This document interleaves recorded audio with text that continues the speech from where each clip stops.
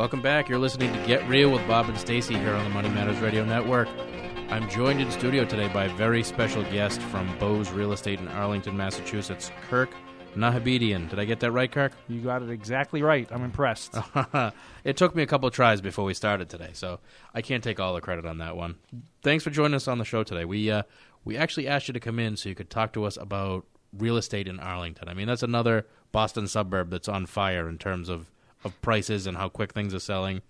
Why don't you tell us a little bit about what's going on down there right now? Well, you described it pretty much in a nutshell. It is on fire. Mm-hmm. There's been a lot of demand for Arlington. The town has improved dramatically over the past 15 years or so, probably more than that, but I've seen it in the last 15 years. We've got an influx of people from Cambridge and Somerville, replacing, in some cases, elderly people who had two families. Developers are buying those homes, making them nice condos, so the people that come in have a little more disposable income. Mm-hmm. That's resulted in better shops, better restaurants, just a nicer town in general. Right. Which in turn has attracted more people from those towns like Cambridge and Somerville and Boston even. Because back in the day, like 20, 30 years ago, Arlington was considered sort of like a tough town, wasn't it? I mean, not a bad town necessarily, but certainly not what it is today. Right. And it's funny because I have friends who grew up in East Arlington where the condo craze is hot and heavy, and they shake their heads and say, I grew up there. What's so good about that here? But there's definitely been a transformation for the better, and the schools are good. They've been getting great scores on MCAS and all those things, and it's just it's a diverse community too, and we have people who will buy in Arlington, but they won't buy in the surrounding towns because they feel they're too homogenous, I guess would be the right word. But so people really are enjoying living in Arlington, and it's had an effect on the prices as well. I was going to ask you that. I mean, if let's say you're a first-time buyer, you're looking in Arlington. Two questions. What do you get for the money? I mean, what's the most common type of first-time buyer type of house, and what are you looking at for price points? Well, that's another interesting thing about Arlington. So you could buy a one-bedroom nowadays probably somewhere for the low to mid-200s. Really? And is that a condo or a single? One-bedroom condo, Okay. Yeah, probably in a brick building, that type of thing. Yeah, that'd be about the low end. And that'd be the smallish side, I'm guessing? Yeah. So you might be looking at 600 square feet. Yeah, maybe. So you're certainly not getting a 1,200 square foot condo or anything like that for the money. No, gotcha. No. 1,200 square feet, we're talking more money. Yeah, a lot more, I'd imagine, right? Like a 1,200 square foot condo, first floor of a two-family. If it's been updated, granite kitchen, stainless appliances, new bath and all that, you're probably looking somewhere in the mid to high fours. The upstairs of that same two-family, depending on how many square feet and how well it's been updated, you could be up into the sixes. Really? Why is the second floor so much more valuable? Typically because it has more space, but if you had two equal units, one above the other, the upstairs is going to command a little bit more money. Just because you don't hear the street noise, that type of thing? Yeah, street noise, nobody's footsteps above you. That's a good point. Better views, things like that. Yeah. Wow. Now, Arlington's got all sorts of different areas. I always thought of Arlington as being more like downtown Boston, where everything, all the trees have been mowed over, everything's buildings. But I learned recently that there's actually a lot of parts of Arlington that are neighborhoods with trees and everything. I mean, talk a little bit about that. Is the majority of Arlington, ultra developed, or do you have more neighborhoods? It's developed, but you've got East Arlington, which is very much and because of the influx of people from Cambridge and Somerville, you've got a very much a Cambridge feel when you're in East Arlington. Yeah. As you move through the center and you head towards the Heights, which is towards Lexington, you've got Jason Heights, which was the old money section of town. So you've got some bigger homes, older homes, beautiful homes, not on big lots necessarily, but nicer homes. What's bigger in Arlington? A couple thousand square feet or bigger than that? Nope. A bigger home would be 3,000 to 4,000, I would say. Oh, wow. Yeah. Oh. So if you move further towards the Heights, the old mill area, you've got what they call Scotch Village, and there's a lot of small streets, tiny houses. The workers from the mills used to. That's where they would buy homes, obviously. And then, if you go, I guess it would be to the north, and you got Morningside, which is near the Winchester Country Club. That was developed more 40s, 50s, 60s, bigger lots. That's the area where you're going to have more of a suburban feel. Trees, wider streets, like I said, bigger lots. And homes up there, again, they're not going to be huge, but they could be in the 3,000 square foot range. There were a lot of multi-level and ranches and the homes that were in demand in that era. But now, do you see a lot of teardowns in Arlington? A lot, yes. Not as many as like a Lexington, though. What we see more of, probably, I would say, is like a two-family that gets converted to condos. Gotcha. Probably seeing more of that, and then if there's a two-family that can be torn down, it's kind of gold for the developer, because he's putting up a townhouse that could sell for anywhere up to $800,000, depending on the neighborhood. So he can buy a two-family for $600,000, $700,000, $800,000, tear it down, 2 new townhouses, and net somewhere, gross somewhere around $1.6 million or so. Wow, that's pretty good. Yeah. So he's making a decent, they're making a decent buck on that, but they're not, they're looking for somewhere around 20% typically. Okay, but it's not like Needham and Lexington where you see teardowns pretty routinely. No, right, okay. Correct. Right. So why don't we talk a little bit about what's happening in real estate in general? So I know Arlington's pretty hot, and that's put some upward pressure on prices. What do you think is going to happen in real estate this year in general? Good question. I saw a presentation by Lawrence Yuen. He's Dr. Lawrence Yuen. He's the head economist for the National Association of Realtors. He believes that prices and volume will. Prices will remain flat. Volume will increase for 2016. He's usually pretty close. He usually figures it out pretty good. And he feels that interest rates are going to go down, but we've talked about that a little bit. We're not necessarily seeing that. He felt they were going to go up. Yeah, that's what everybody, at the end of last year, everybody thought they were going to be in the 5s by the spring market, but instead we're down under 4 again, which is baffling, but I guess that has to do with all the craziness in the other parts of the world where it's having an impact on our financial markets, which that's what makes it tough. People ask me all the time, what are the rates going to do? I mean, you used to have some indications, 10 or 15 years ago, but now with the world economy, it's really anybody's guess. You think they're gonna go up 1 minute, they go down, and then the opposite happens 2 weeks later for no reason. Right, and then I mean, again, you would know better than I would, but it seems that.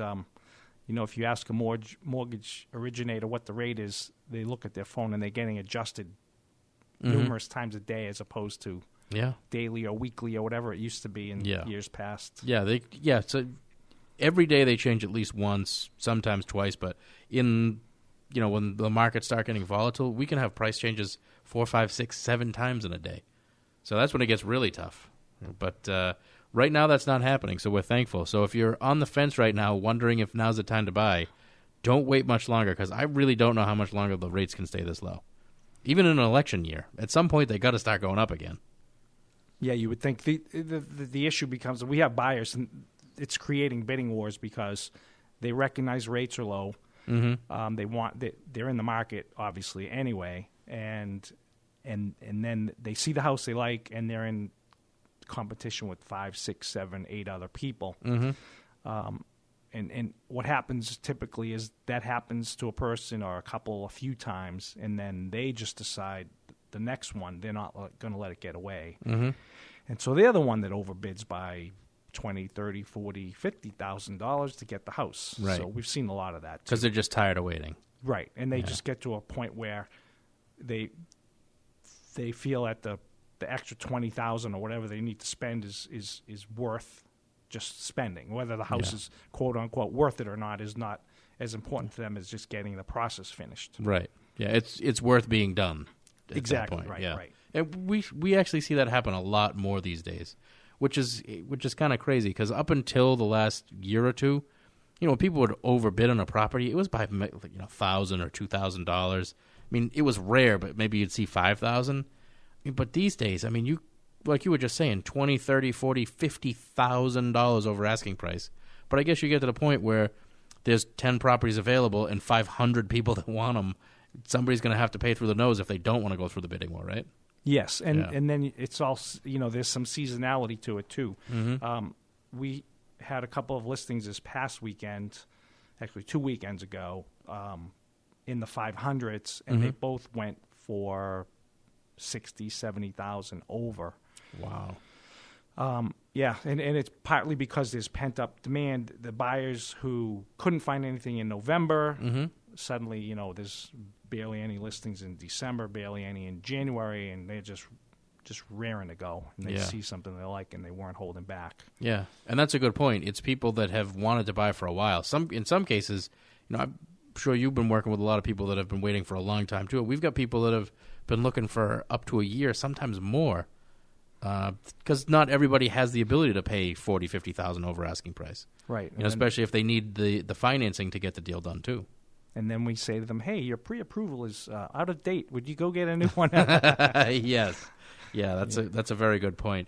Now, I know we talked briefly about this before we got started today, but in terms of looking for value, if you're a first-time buyer or, say, a buyer that's looking for a single family, I think you mentioned that you're pretty much going to be looking at like 3-bedroom capes in Arlington.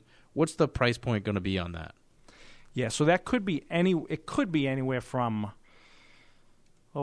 say 500 to upper sixes for a 3-bedroom. So it's a big spread depending, obviously, on what you're getting. Depending on square footage, the amenities, updated, not updated, that sort of thing. And how far out do you have to go for it to get cheaper? I mean, do you have sides of Arlington that are cheaper than others, or are you talking about having to go out further to start saving some money? Yeah, we have a fair number of buyers who start their search in Arlington or Watertown or Belmont or whatever, and then end up looking further out. Waltham is a little bit more affordable in some ways, but a lot of people tend to head towards Burlington, Billerica, or sometimes Bedford for something a little bit more land, a little bit more affordable. Of course, they're going to have a different commute. Much different commute, I imagine. Yeah. Unless they work from home or something, and then it doesn't matter, obviously. But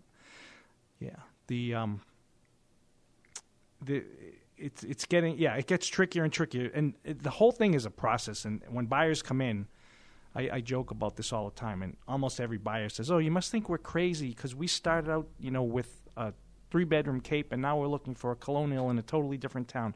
So, but it is a process, and people usually come in thinking they know exactly what they want, and then after looking and actually seeing what's out on the market, they tend to expand the search, and then at some point they refine it again, and sometimes they come right back to where they were, and sometimes not. But more often than not, I'd say they do end up coming right back to where they were, and then they make a decision: either we're going to get something a little smaller, or we're going to spend a little more money, but they're going to make some kind of a compromise to get what they want. Right. And that's really what it comes down to. And like you said, I think that was a good word to use. It's a process. Back in the days when there were tons and tons of properties on the market and very few people interested in them, you kind of had your pick. So you could take your time, look at tons of stuff, and ultimately kind of get what you want, and usually get pretty close to the price you wanted to pay for it. But I would say the opposite's kind of true now. You really have to be willing to compromise on several fronts if you want to complete the process, correct? Correct. Oh. And in the old days where you saw something, they were asking $500,000, and you'd say, "Oh, we'll try to get it for $450,000." Now you see something for $500,000, and you say, "Oh, let's try to get it for $525,000." So it is funny the way things have changed. Yeah. And we're not talking about a 20-year time change either. We're talking about a year, 2 years in some cases. That's a pretty big change in perspectives for such a short period of time. So why don't we talk before actually I go too much further? I want to make sure I give out your contact info. Again, it's Kirk Nahabedian. If you want to get a hold of him, if you're thinking about buying or selling anywhere in Arlington and the surrounding towns, all the way out to Waltham, You can give them a call at 617-733-2103. Again, it's 617-733-2103, or you can check out his website at kirksellshomes.com. Why don't we talk a little bit about what the draw is for Arlington? You know, with the prices being as high as they are, and it's a great place right now. Especially I would imagine if you live in Boston, but what's the overall draw to Arlington versus other towns, versus maybe even living a little further out? One of the big things would be the commute. Mm-hmm.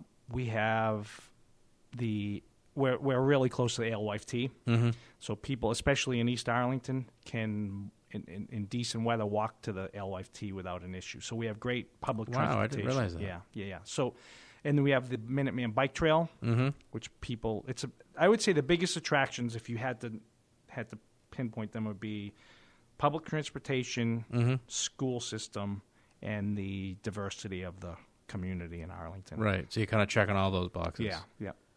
I'd imagine if I lived in Boston, I tell you right now, there's no way I'd live in the suburbs. I mean, I have to go into Boston a couple times a month, and when you got to go in during rush hour, I mean, I have neighbors that work in Boston and live in my neighborhood, and I can't imagine either leaving my house at 5 a.m. or spending 2 hours in the car each way every day. So I can definitely see the draw just for the commute alone. Anyway, we're running out of time. We've got to take a quick break for commercials. Thanks again, Kirk, for joining us. If you're looking to buy or sell anywhere in Arlington or the surrounding communities all the way out to Waltham, give Kirk a call, 617-733-2103. Again, it's 617-733-2103, or check them out on the web at kirksellshomes.com. We're going to take a quick break for commercials. We'll be back with more Get Real after this.